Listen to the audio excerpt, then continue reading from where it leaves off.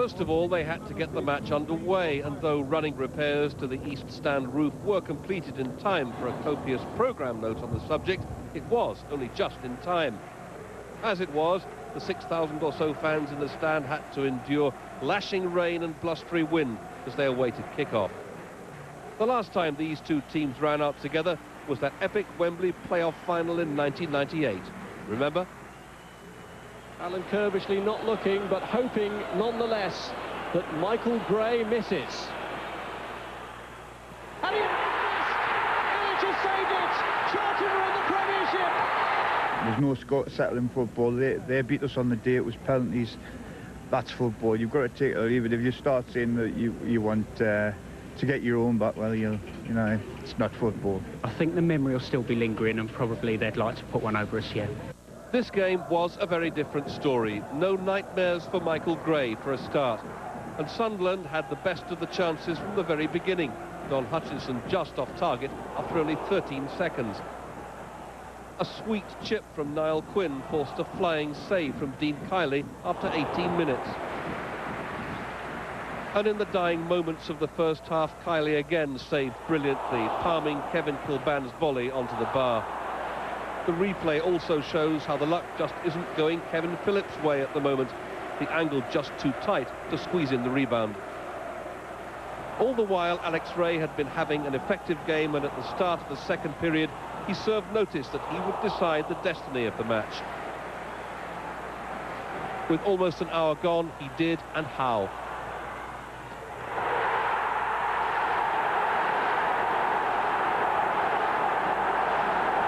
Though Alan Kirbishley claimed a foul on Johansson at the start of the move, he admitted the finish was pretty conclusive. Conclusive enough to win the match, in fact. Yeah, it was very pleasing. I didn't get the best reception of the Charlton fans, so it was a nice way to get the winner, really. Why do you think you didn't? Is that your early Millwall days, or was it the last time you were here? Well, obviously I got sent off the last time here, so there's some bad memories here, but I got away a bit more pleasing today. So for these two managers, a very different day to the memories of that match. Jim Proudfoot is at Highfield Road.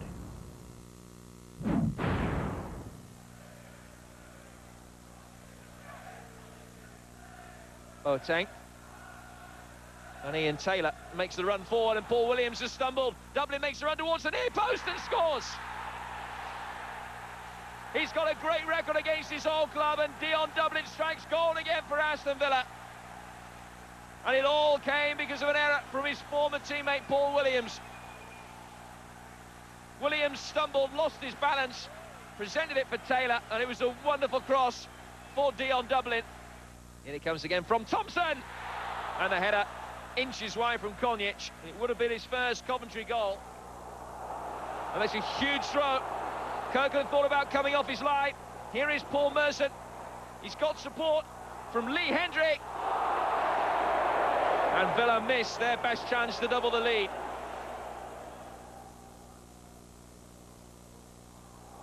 Here's Thompson. Two on the far side of the penalty area, and James had a flat. Aloisi couldn't get there, and neither could Zuniga. Aloisi looking for the flick on.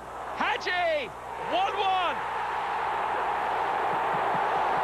Aston Villa have paid the penalty for not taking their chances or making their domination count. And Mustafa Hadji releases a little bit of the pressure on Gordon Strachan's shoulders.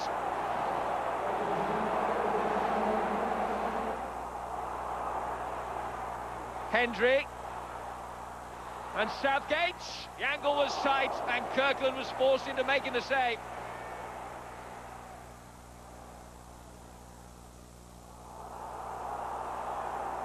Here's Boateng, Merson in the centre, and that is a fantastic tackle, but it's been deemed to deliver a back pass. It will be a free kick. Not only that, but the descent shown by the Coventry players has seen that free kick brought forward 10 yards. Wright tried his luck, and Coventry survived the last kick of the game. A controversial moment, but ultimately it ends all square.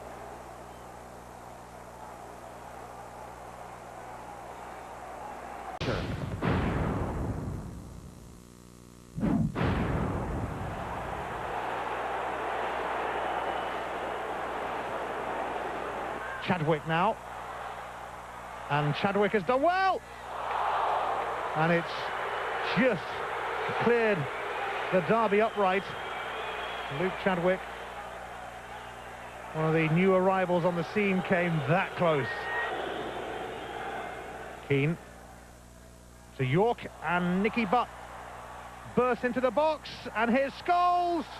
Super save from Poom, but you can tell from the expression on Paul Scholes' face that he knows where that should have finished up. Nowhere to turn for Powell. Oh, and Delap has been caught out here. It's Roy Keane, and it's stung the palms of Poom. But Derby County's goalkeeper is proving to be a formidable barrier for Manchester United at the moment. Now Christie knocks it down, and Kincladze lost his footing. Little touch from Butt was a nice one. Not bad from York either. Scholes trying to force it back, but Riggett was the barrier.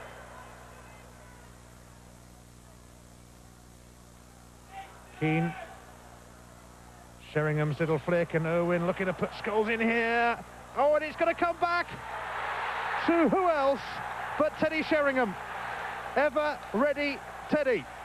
Make no mistake, it's been hard work for Manchester United, this. But with Sheringham around, you know that sooner or later it might happen for you. It has happened for them. The champions are 1-0 up at Derby. Powell.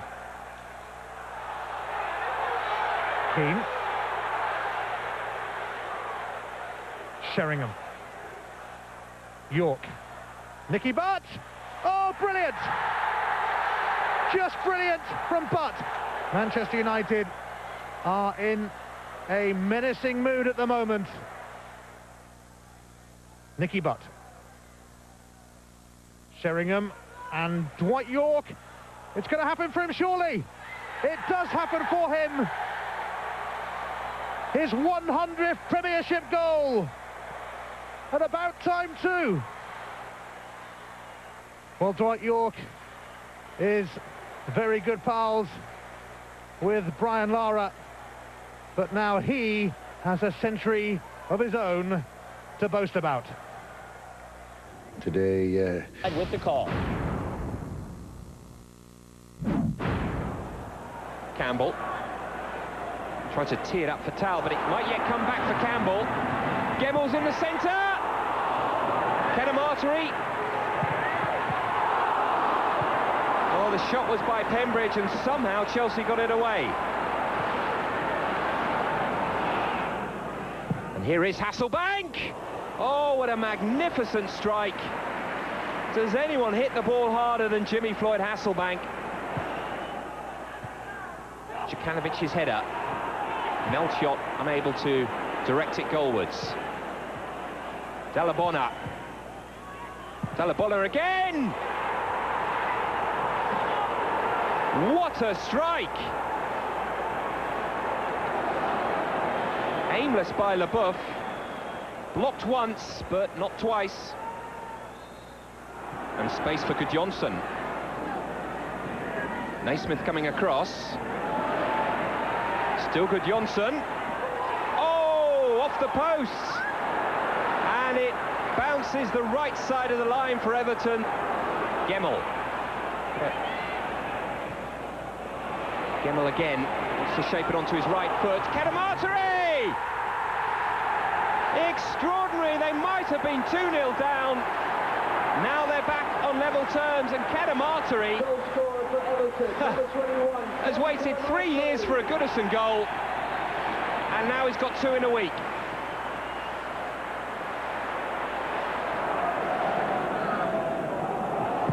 And Watson! Campbell! Good work by Ed de Hoy, otherwise Everton would have been ahead. Wise. Well, something's gone on off the ball. You heard the crowd.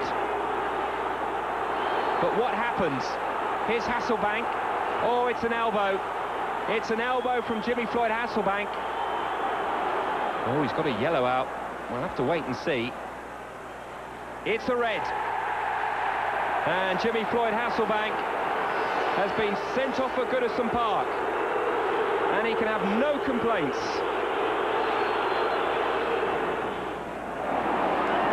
Oh, it's a good run. They appeal for handball against SAE. The shot comes in. Well, it's going to be only a goal kick. Naismith had the follow-up, but was this a penalty?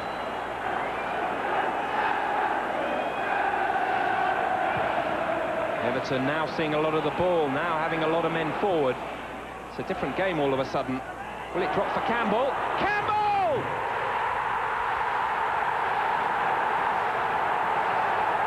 Their number 9 stayed on the pitch and put Everton into the lead. It was a good touch before he actually struck it home. And it's a 5th goal of the season for Kevin Campbell. Ipswich moved up to 3rd, but Manchester City's anxieties are growing. Town maintained their record as the only club to score in every one of their Premiership matches this season. Marcus Stewart heading in Jamie Clapham's cross. Ipswich were oozing confidence. Herman Fridayson netting his first since his record £4 million move from Wimbledon. But Joe Royle was deeply unhappy at City's defending. This was their 5th league defeat in a row, and in that time they've conceded 14 goals. For Marcus Stewart, a simple way to score his 9th of the season.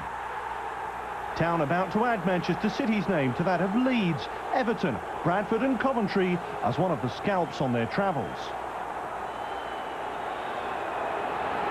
3 goals nearly became 4 as Ipswich's impressive return to the Premiership continued. Jim Magilton with the volley. But a double substitution by City gave them a glimmer of hope. Wanchop and Whitley were brought on, and with less than 20 minutes to go, City pulled one back when Wanchop's shot deflected past right. Something to cheer at last for the frustrated home fans. David Johnson came on for James Scowcroft and came within a whisker of his first league goal in 6 months. And while City scored a second through Steve Howie, they'd already left themselves too much to do. Manchester City 2, Ipswich 3.